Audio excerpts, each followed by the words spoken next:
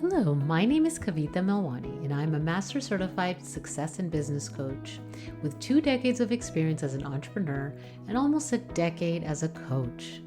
I want to personally welcome you to the Soulful Entrepreneurs Club podcast, where my vision is to empower as many spiritually led businesses to run purposeful and profitable businesses aligned with their true selves. I want you to confidently and opulently shine your light without the overwhelm, the stress, or the burnout. Together, we will explore challenges that soulful entrepreneurs face and real implementable solutions so you can step into your unique purpose and shine. It is possible to bridge the success you already have with the truest, soulful, mystical parts of yourself. Are you ready to rise up as the leader you were born to be? Then join me, my soulful friends. The time is now for you to rise up and shine your light. The world needs you. Okay, so welcome to the third week of this series on getting you ready for the year ahead. So a couple weeks ago, I provided you with an abundance visualization so you could activate abundance. And then last week, I discussed how to decide where to invest in your business. And so if you haven't heard those 2 episodes, I'm going to encourage you to go back and listen to those. I will have the links also available in the show notes. And so today I am going to talk about setting your vision up for the year ahead. What are some pieces that are really important so that you can stay connected to your vision? So if you were listening last week where I talked about setting goals from your vision, and maybe you grabbed that visualization that I talked about, then this is the next step in that process. And if you haven't, I have that link available for you today as well. So once you have that visualization, I'm going to encourage you to sit down, get away from, your computer or TV or anything like that. Maybe even go someplace away from your desk and think about what the energy is, the primary energy that you want to feel at the end of next year. What is that primary intention that you have? What do you want to feel at the end of 2024? And that is going to be, once you have that clear, and maybe it's going to be 2 paragraphs, right? Or maybe it's just a sentence. So whatever comes through, I want you to pick a word that encompasses that. And you can use the thesaurus, you can, Google that if you want to use AI, and, taking what you've written and asking what a word is that encompasses that. So that will be your word of the year.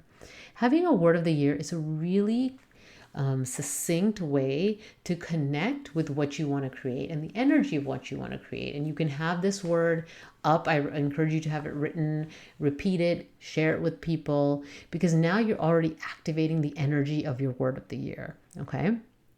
And so once you have that word of the year, of the energy of what you want to create, what is that vision? What are those goals that you have, right? And so if you've already kind of set those goals and you have that vision, then writing them down is really important. A lot of times people will say, well, I know I want to do this, this, and this. I know what I want to create, but they haven't written them down. There are studies, and I don't remember exactly which one I'm referring to, that show that writing your goals down, you're more likely to achieve them, right? And so just taking this time to say, this is my vision for next year and beyond. Maybe what is your vision for your business and what is your vision for next year, connected to your word of the year. And then what are the goals that you have for each areas? And then I'm going to encourage you to break it down by quarter and by month. Okay. Because what I've seen is most of the time people create these huge goals for the year. And sometimes they create new resolutions. And they're very big, right? And they're expecting this to happen in the next year. But actually, most of the things that they want to create will most likely take multiple years. And so they set these big visions and they set these goals, and then they may not achieve them, and they feel defeated and they're like, what's the point, right? So I don't want that to happen for you. if you really break down what your goals are and what you would like to accomplish each month for the upcoming year, and then you can even go further and see what tasks you need to do to reach your goals. And then, like I said last time, where do you need to invest in order to support you in getting to those goals as well. You can start to see what is possible, right? Like, what is it that you can actually do each month? And when you have that clarity, you can maybe edit a little bit. Now, I'm not telling you not to have a big vision, okay? But there's a balance between having a big vision and a bold vision, a brilliant vision, and setting a vision so out of reach that that the chances of you actually reaching that goal and creating that vision is small, and it's a way of sabotage. Okay, so I want you to think bigger than what you think is possible. That's so important. And also set those achievable milestones, set those goals for yourself, set the tasks. Like, it's really important to be granular and break things down a little bit. Just having a big vision is great. But if you're not taking the steps to achieve those visions, of course, with faith and, with trust that the universe will also move towards you. If you take steps, then steps will be brought towards you. You're not alone. You are supported and guided. And we're not going to just lock ourselves in our house and expect things to happen, right? So spending the time to actually take those steps and looking back and being honest with yourself if you've actually done it.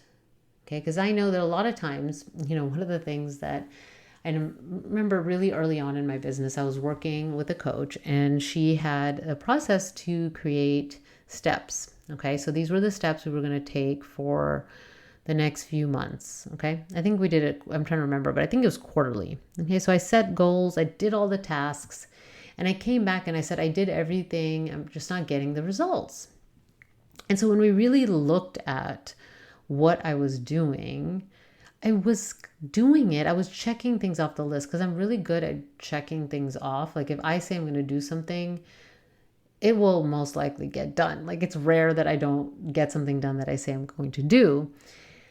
But sometimes the way I do that, the energy I show up with, the belief that I have that it's going to work, right? So all those things are impacting how I show up. So if I'm posting on social media and in the end I'm like feeling, which I have felt this sometimes, like, well, nobody's watching anyway, nobody's listening, nobody's watching my reels, then the way that I'm going to do that and show up is not going to be motivated, excited. It's not going to be fulfilling my purpose. It's going to feel like just something I needed to get done. So I know and I recognize that that is one of the things that I do, is that I just get things done sometimes, but I don't do it in an aligned way. I don't do it where I've looked at my mindset, looked at my actions, look what I actually believe and feel behind that. And so that's my challenge. My challenge is not that I don't get things done. My challenge is how I can end up sometimes doing them.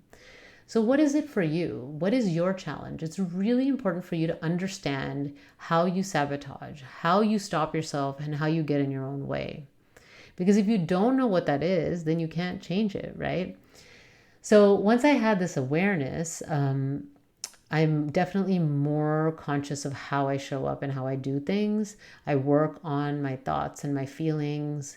I feel what I want to feel. And I don't always do it. Sometimes I'm just so busy and I'm just doing thing to thing, and then I don't get the results, and I'm like, I wonder what's happening. Oh yeah, there's the thing again. There's my thing of just getting things done. So I'm able to stop myself and correct what I'm doing. I'm able to work on that, do that inner work that's so necessary, and then move forward differently. So just a summary for you today of what we talked about. So setting your vision. And once you have kind of that vision of what you want to feel at the end of the year, what is that feeling that you want? And you've written that out, picking a word, that word of the year, and continuing to remind yourself of that word. Setting your goals and breaking them down monthly, and having a vision. Now, there's a bonus. And the bonus is creating something visual to remind you of these goals. And that is a vision board for me. I love creating vision boards. Some years I have lots of resistance to do it. But whenever I do, I'm reminded and I put it up and I look at it every day. It is creating that connection with my mind that I can create what I want in my life as long as I'm willing to take the steps. Okay.